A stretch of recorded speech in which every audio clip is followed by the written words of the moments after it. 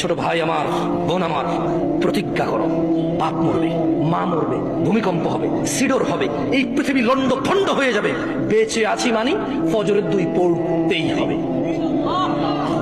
বেঁচে আছি মানে জোহর আসর মাগরিব ইশা পড়তেই হবে। একটু আগে সিগারেট খেয়েছি, একটু পরে আজান হয়েছে, নামাজ পড়তে হবে।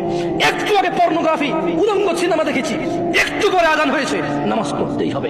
ঘুমের মধ্যে কাপড় চোপড় নষ্ট হয়েছে, মা জানে, বাপ জানে, ভাবি জানে, বোন জানে, সবাই জানে। এখন গোসল করলে সবাই বুঝবে কেন গোসল করছো। সবাই বুঝলে বুঝুক, না বুঝলে নাই। আর বুঝলেই কি না বুঝলেই কি, আমার কাপড় নষ্ট হয়েছে, গোসল আমার ফরজ হয়েছে, আমি গোসল করবো, নামাজ পড়বো। রাতে আমার ঘুম আসে নাই, বন্ধু বান্ধবের পাল্লায় পড়ে সারা রাত বসে বসে উলঙ্গ ছবি দেখেছি, যা অত্যন্ত ঘৃণিত এবং যা আমার জীবনকে তছনছ করে দেবে, যা আমার জীবনের বরকত নষ্ট করে দেবে, যা আমাকে লাঞ্ছিত অপমানিত করবে, এমন অপরাধে লিপ্ত ছিলাম। কারণ এই জানাবে বিচার যে করবে, যে জানার সাথে জড়িত, সে অপদস্থ হবেই হবে। আখিরাত তার আছেই। এই একটাই অপরাধ জানাবে বিচার, একটাই অপরাধ অশ্লীলতা, যেটা শাস্তি আল্লাহ দুনিয়াতে দিয়ে দেয়।